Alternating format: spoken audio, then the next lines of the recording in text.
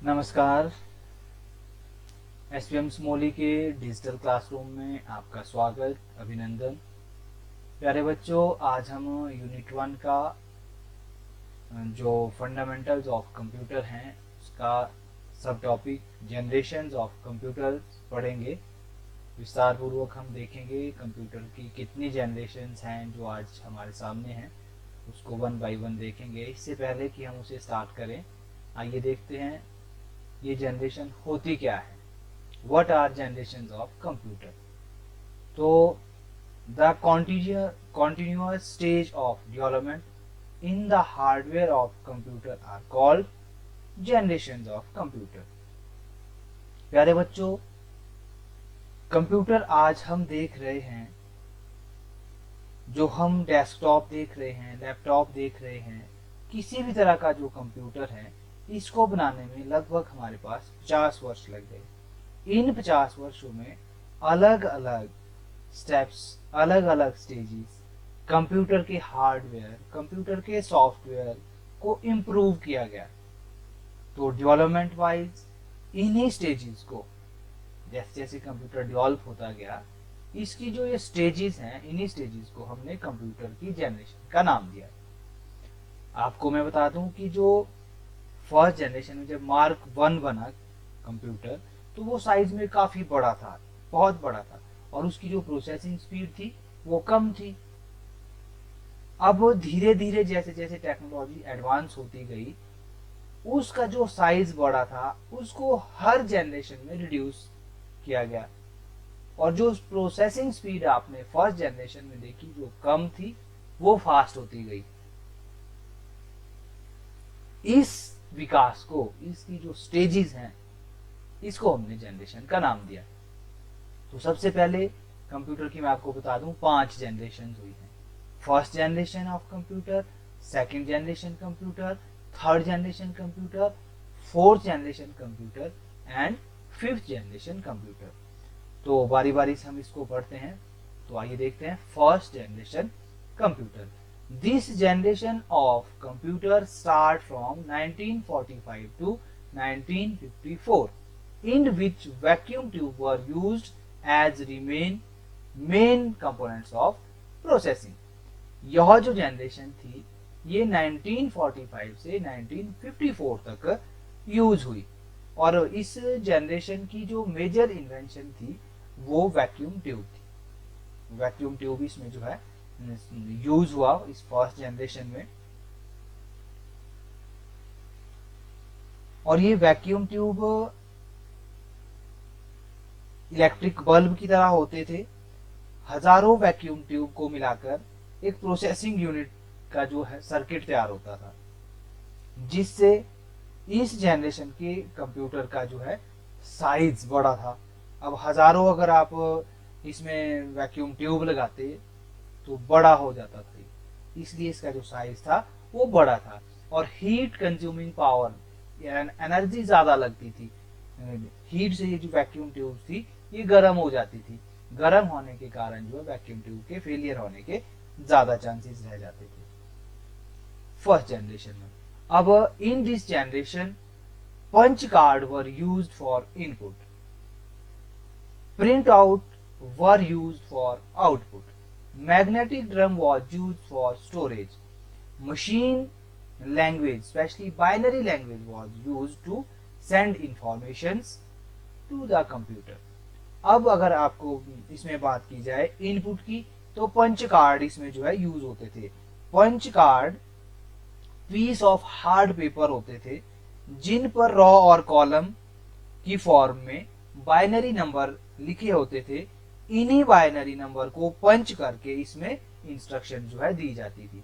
तो ये जो पंच कार्ड है ये यूज होते थे, प्रिंट आउट के लिए भी यूज होता था, आउटपुट के लिए, और एक्सटर्नल स्टोरेज के लिए जो है इसमें मैग्नेटिक ड्रम यूज होता था।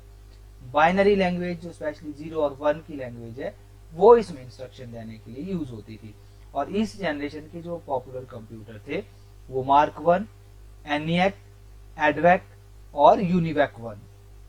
अब ये एनिवेक क्या है? Electronic numerical integrated and calculator. EDVAC है electronic discrete variable automatic calculator. और ये जो यूनिवैक है ये यूनिवर्सल ऑटोमेटिक कैलकुलेटर है। ये इस जनरेशन के पॉपुलर कंप्यूटर थे, बड़े बड़े थे साइज में। और सेकंड जनरेशन कंप्यूटर की अगर हम बात करें तो second generation computer started from 1955 to 1964। This generation of computer were start from 1955 to 1964 in which transistor were used as main component for processing. अब जहां आपने फर्स्ट जनरेशन में देखा उसमें आपने पंच कार्ड यूज किया, वैक्यूम ट्यूब यूज किया, लेकिन जो सेकंड जनरेशन थी इसमें आपने क्या किया, ट्रांजिस्टर इंट्रोड्यूस हो गया था हमारे सामने। इसमें जो है ट्रांजिस्टर लगे होते थे और ये ट्रांजिस्टर जो है वैक्यूम ट्यूब के मुकाबले साइज में छोटे होते थे। इस कारण से जो सेकंड जनरेशन के कंप्यूटर थे उनका साइज जो है रिड्यूस हो गया और प्रोसेसिंग भी इंक्रीज हो गई सेकंड जनरेशन में। अब अगर हम देखें punch card were use to input, इसमें भी पंच कार्ड का यूज होता था। Print out were use for output, ये भी इसमें होता था। और मैग्नेटिक टेप भी इसमें यूज हुई। Assembly language and high level language such as Fortran, COBOL, BASIC were use to send instruction. अब जो सेकंड जनरेशन थी इसमें असेंबली लैंग्वेज और हाई लेवल लैंग्वेज जो है यूज होना स्टार्ट हो गई। अब अगर हम इसमें अरिथमेटिक कैलकुलेशन की बात करें, जैसे सपोज इंग्लिश के वर्ड्स इसमें आना स्टार्ट हो गए थे। जैसे अगर आपने कोई अरिथमेटिक कैलकुलेशन में एडिशन करना है, सब्सट्रैक्शन करना है, तो ADD एड, SUB सब्सट्रैक्शन के लिए जो है ये इंग्लिश के वर्ड्स इसमें यूज होना स्टार्ट हो गए थे। IBM international business machine, Atlas, LEO ये जो है इस जनरेशन के मोस्ट पॉपुलर कंप्यूटर थे। अब हम थर्ड जनरेशन की बात करें, this generation of computer were start from 1965 to 1974। 1965 से 1974 तक ये जो कंप्यूटर की जनरेशन है ये चली। अब इसमें क्या था, in which integrated circuits based on SSI, MSI and LSI technology were use for main components for processing. अब इस जनरेशन में जो मेन कंपोनेंट्स था प्रोसेसिंग के लिए वो IC था, इंटीग्रेटेड सर्किट था। अब ये जो इंटीग्रेटेड सर्किट था ये small scale integration SSI small scale integration में यूज हुआ, MSI मीडियम स्केल इंटीग्रेशन में यूज हुआ और लार्ज स्केल इंटीग्रेशन में यूज हुआ। अब ये जो सिलिकॉन चिप होती थी इसमें जो है टेक्नोलॉजी जैसे जैसे इंप्रूव होती रही और हमने धीरे धीरे कई ट्रांजिस्टर को एक सिलिकॉन चिप में इंटीग्रेट करना शुरू कर दिया। इस चिप को हम IC कहते हैं। आप देख रहे हैं स्क्रीन पे भी इंटीग्रेटेड चिप्स जो है हमने साइड में बना रखी है। तो ये IC चिप जो है इसमें यूज हुए। इन्हीं IC का यूज प्रोसेसिंग के लिए होने लगा। अब आप स्मॉल स्केल इंटीग्रेशन की बात करेंगे तो इसमें 100 ट्रांजिस्टर लगे होते थे। मीडियम स्केल इंटीग्रेशन की बात करें तो इसमें जो है 1000 ट्रांजिस्टर यूज होते थे। जो लार्ज स्केल इंटीग्रेशन था इसमें आपके 10,000 ट्रांजिस्टर यूज होते थे। इन सब ट्रांजिस्टर को एक इंटीग्रेटेड सिलिकॉन चिप में इंटीग्रेट किया जाता था। और साथ ही साथ इस जनरेशन की अगर हम बात करें तो इस जनरेशन में DOS डिस्क ऑपरेटिंग सिस्टम और ये जो यूनिक्स ऑपरेटिंग सिस्टम का भी यूज होने लगा था। तो मतलब कहने का ये है कि इस जनरेशन में कमांड लाइन इंटरफेस वाला जो ऑपरेटिंग सिस्टम है वो यूज होना स्टार्ट हो गया था।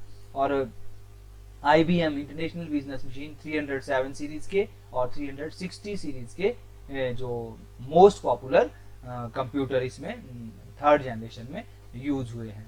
अब हम फोर्थ जनरेशन की बात करें, this generation of computer start from 1975 to present.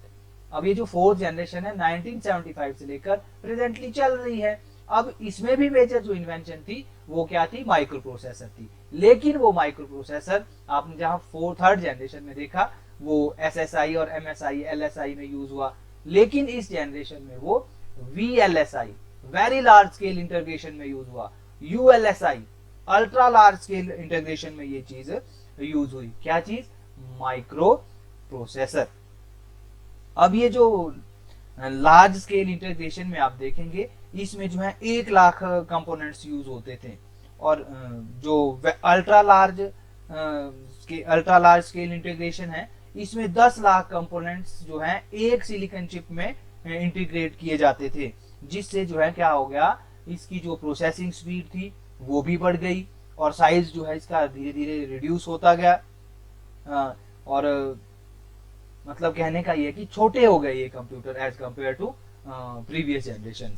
अगर हम इसमें स्पेशली देखें इस जनरेशन में, keyboard, mouse, scanner and other direct input output devices are use. तो ये इनपुट डिवाइसेस यूज होते थे, कीबोर्ड है, माउस है, स्कैनर है ना, और भी बहुत सारे डायरेक्ट जो सीधे लगते थे वो इनपुट डिवाइसेस यूज हुए। फिर विजुअल डिस्प्ले यूनिट है, स्पीकर है, प्रिंटर है, ये आउटपुट के रूप में तब से लेकर हम आज यूज कर ही रहे हैं। एक्सटर्नल स्टोरेज डिवाइसेस की अगर हम बात करें तो मैग्नेटिक डिस्क के साथ साथ ऑप्टिकल डिस्क में सीडी हैं, डीवीडी हैं, यूएसबी पेन ड्राइव्स हैं, ये सारे जो है इसमें हम यूज किए हैं फोर्थ जनरेशन में। और अगर हम लैंग्वेज की बात करें, हाई लेवल लैंग्वेज के साथ साथ C++, SQL जिसको SQL नाम से जाना जाता है, जावा, ये मेजर इंफॉर्मेशन को सेंड करने के लिए जो है ये लैंग्वेज इस जनरेशन में यूज होती थी। और स्पेशली अगर हम देखें फोर्थ जनरेशन के जो कंप्यूटर है वो Cray2 है, Cray2 है, और परम 10,000 आपने सुना होगा सुपर कंप्यूटर जो भारत में बना है, तो वो सुपर कंप्यूटर भी जो है फोर्थ जनरेशन का ही मेजर इन्वेंशन रहा है। अब अगर हम बात करें फिफ्थ जनरेशन की, fifth generation is known as future generation, हम इसको कह सकते हैं। This generation of computer were based on artificial intelligence, जो अभी स्टिल इन डेवलपमेंट चल रहा है। वैज्ञानिक, विशेषज्ञ, रिसर्चर, साइंटिस्ट इस पे काम कर रहे हैं आर्टिफिशियल इंटेलिजेंस पे। The goal of this generation computer is devolve there which could respond to natural language input and are capable to think and learn from experience। अब अगर आप देखेंगे इस जनरेशन का जो ये फिफ्थ जनरेशन, इसको हम फ्यूचर की जनरेशन कह सकते हैं, इसका जो कंप्यूटर है वो कैसा होगा। अभी आपने देखा है फोर्थ जनरेशन तक के जो हमारे पास कंप्यूटर है उनमें क्या है, सबसे मेजर जो उसकी कमी है, 0 IQ है, उसमें सोचने और विचारने की कोई क्षमता नहीं है, वो खुद कुछ नहीं कर सकता। लेकिन जो फिफ्थ जनरेशन के कंप्यूटर जिस दिन वैज्ञानिक, साइंटिस्ट, रिसर्चर हमारे सामने ये इंट्रोड्यूस कर देंगे, वो सफल हो जाएंगे अपनी खोज में। वो खोज चली हुई है, डे बाय डे नाइट वो चले हुए हैं, साइंटिस्ट वैज्ञानिक जो है रिसर्च कर रहे हैं। जिस दिन ये रिसर्च हमारे सामने फाइनल हो गई, अच्छे से काम करना स्टार्ट कर दिया, उस दिन आप देखेंगे इस जनरेशन के कंप्यूटर के पास जो है विचारने की क्षमता होगी, क्विक डिसीजन मेकिंग पावर होगी। जो आज IQ 0 है उसका IQ वो खुद होना स्टार्ट हो जाएगा। मतलब क्या है कहने का, ये आप देख रहे हैं आज रोबोट काम कर रहे हैं। ये जो रोबोट हैं जिनका अपना 0 IQ अभी तक नहीं है, तो ये फिफ्थ जो हमारे पास जो फिफ्थ जनरेशन है इसमें इनका अपना IQ हो जाएगा और सोचने और विचारने की क्षमता हो जाएगी, क्विक डिसीजन मेकिंग पावर उनके पास आ जाएगी। और ये जो माइक्रो प्रोसेसर है ये इसमें SLSI super large scale integration में आएगी, जिसमें जो है आपने देखा है अल्ट्रा लार्ज में 10 लाख कंपोनेंट्स लगे होते थे, लेकिन ये जो सुपर लार्ज स्केल इंटीग्रेशन में माइक्रो प्रोसेसर की बात करें तो इसमें billions of components in a single silicon chip, एक सिलिकॉन चिप में बिलियंस ऑफ कंपोनेंट्स लगे हुए होंगे। और अगर हम इस जनरेशन की बात करें तो इसमें क्या होगा, एक तो आपने देखा कि super large scale integration use होगा जिसमें बिलियंस ऑफ इंस्ट्रक्शंस के लिए कंपोनेंट्स लगे होंगे। साथ ही साथ speech will use for input, आपने देखा होगा आप बोलते हैं और वो वॉइस रिकॉग्नाइज करके इनपुट हो जाएगा। आज भी आप देखते हैं गूगल सर्च पे जब आप करें तो आपने नाम कुछ कहा, एकदम से आपकी वॉइस को रिकॉग्नाइज करके वो चीज ले आ देगा आपके सामने। तो वॉइस रिस्पॉन्सिव हो जाएगा इसमें। आपका जो इनपुट आउटपुट है ग्राफिक्स डिस्प्ले यूज होगा आउटपुट के लिए, ठीक है। अभी इसका अगर हम बात करें, जो बेस्ट एग्जांपल है Amazon Alexa है। इसका काम क्या है, इसका जो मेजर काम है वो आपकी वॉइस को रिकॉग्नाइज करना है। इनपुट के लिए जो आप वॉइस रिकॉग्नाइज करेंगे और वो आपको पहचान देती है, इस तरह से आपके सामने आउटपुट भी हो जाएगा। जैसे आपका ये अलार्म वगैरह सेट करना है, सुबह उठना है, तो ये जो है फिफ्थ जनरेशन की कंप्यूटर के मेजर इन्वेंशन है। तो इस तरह से आप कह सकते हैं कि फिफ्थ जनरेशन जो हमारे सामने होगी वो बहुत ज्यादा एडवांस हो जाएगी as compare to previous 4 generation, बहुत एडवांस हो जाएगी। तो थैंक यू वेरी मच। आप हमें यूट्यूब, फेसबुक, ट्विटर, इंस्टाग्राम पर भी फॉलो कर सकते हैं। और हाँ, यदि आपको मेरी यह वीडियो अच्छी लगी हो तो उसे लाइक, शेयर और सब्सक्राइब करना ना भूलें। विद्यालय की अन्य गतिविधियों को जानने के लिए आप हमारे वेबसाइट एड्रेस जो सामने दिया है इस पर क्लिक करें और चैनल हमारा अवश्य सब्सक्राइब करें। Thank you very much.